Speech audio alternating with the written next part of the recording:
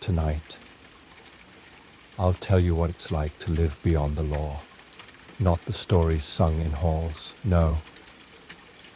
The real kind. Cold, wet, and quiet. Settle in. Let the dark close around you like a wool blanket. You don't need to move. Just listen. Congratulations. You've just woken up as a bandit in 13th century England. You're cold. You're hungry. And legally speaking, you're a wolf. The good news? You don't owe taxes anymore. The bad news? You're now outside the king's peace. That means anyone can kill you. And no one will ask questions. There are no street lamps, no guards to protect you, no maps, just shadow, root, and wet earth.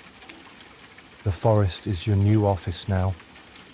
And you're the newest hire in a cutthroat business, one where your only benefits are blisters, silence, and the occasional stolen loaf.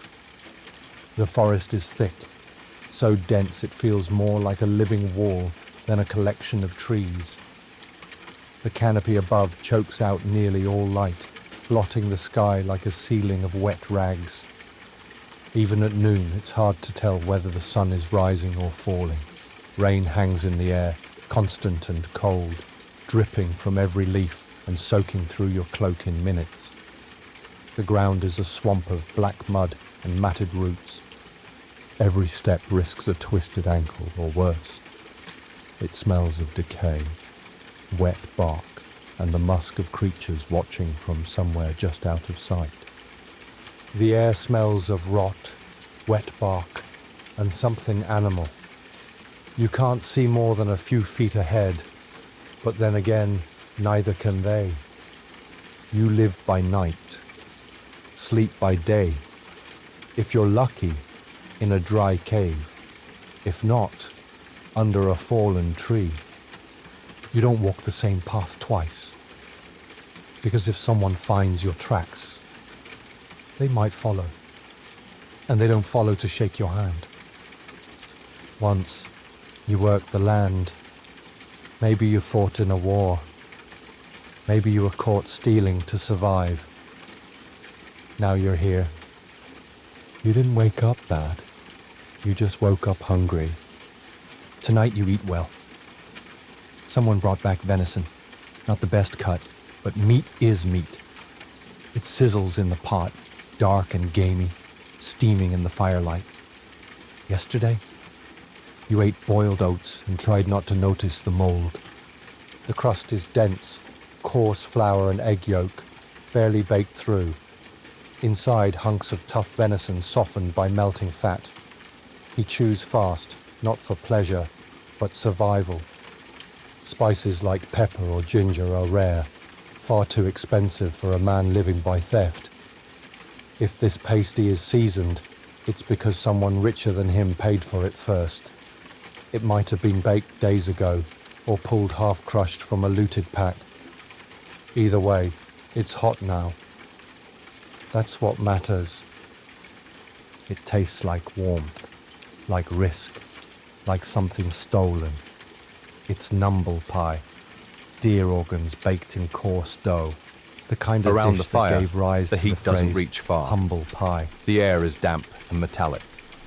The kind of cold that nestles in and asks for a long-term lease.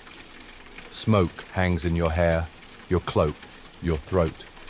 Everything you own smells like wet ash and old wool. You sit in a ragged circle with 5 others. None of you share a hometown, but you all share the same bad luck.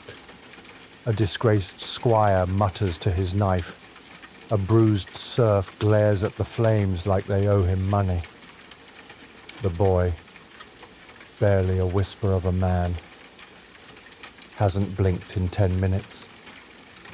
You'd call it camaraderie if anyone here liked each other. Smoke curls through the thick forest air, clinging to every thread of your damp wool cloak and the matted fur of someone's scavenged collar. Rain drips in slow rhythm from the branches above. It hasn't stopped for hours.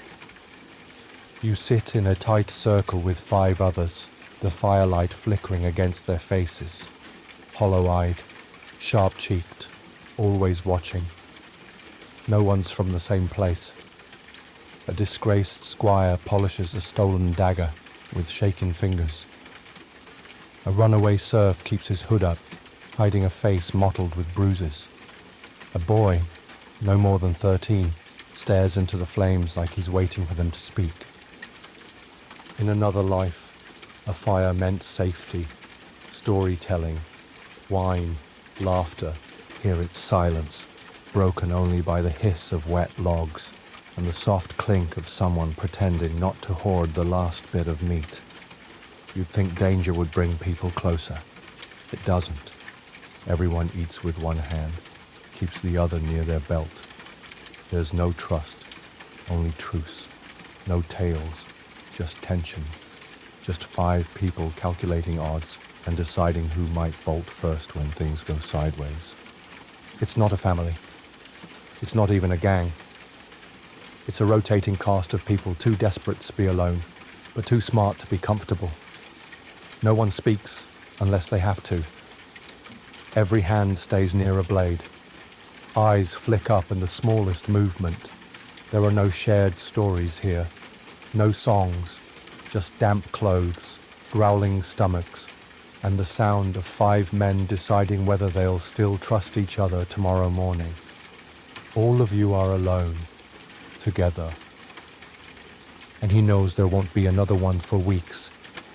Meals like this are rare, too warm, too filling, too risky to come by often. Everyone around the fire knows it. That's why no one speaks. You eat, you watch the others, and you savor the silence while it lasts.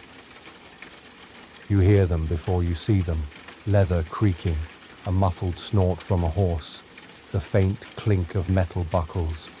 Then torchlight wavers through the branches, yellow against the fog. The caravan is coming. The rain hasn't let up. It's cold and wet and your cloak is already soaked through. You crouch in the underbrush, half hidden beneath a twisted yew, watching the road wind between the trees. But you might get rich. If that caravan you're watching doesn't have too many guards, look at them. Velvet sleeves, fox fur, wine casks. That coat alone could buy you 6 months of warmth, if you can carry it. One guard still awake. Sharp eyes, not drunk. You'll wait. The crew doesn't kill unless they have to. He's just like you after all. On a different payroll. You have money. Sometimes. But there's no bank. You hide it. Bury it. Hope no one you trust steals it first. Some nights, you dream of Ireland. A cottage on a cliff.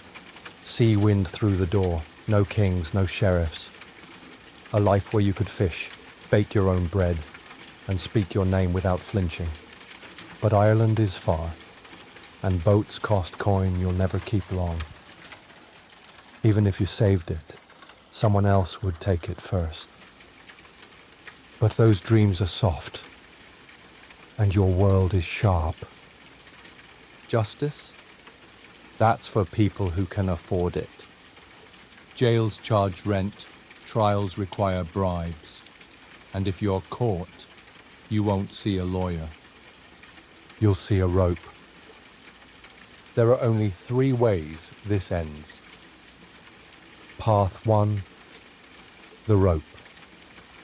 Caught in a raid. Public hanging. No grave, just a cage by the road. Path 2, the knife. Betrayed by your own. For a pouch of silver. Never saw it coming. Path 3, the pardon. You kill the right man, for the right lord, at the right time. You're pardoned, knighted even. It's happened. Take the Folville gang. They were 7 brothers, sons of a respectable knight who turned to murder, kidnapping and extortion in 14th century England. They robbed abbots, held royal officials for ransom, and carved out their own brand of justice. Yet some were protected by nobles, and others were even pardoned by the king. One of them, Eustace Folville, fought in France and was later knighted. Outlaws, yes, but also symbols of resistance, depending on who you asked. No one will remember your name. There are no ballads for you. But for a little while you lived free, in a world built to keep you quiet. And that might be enough.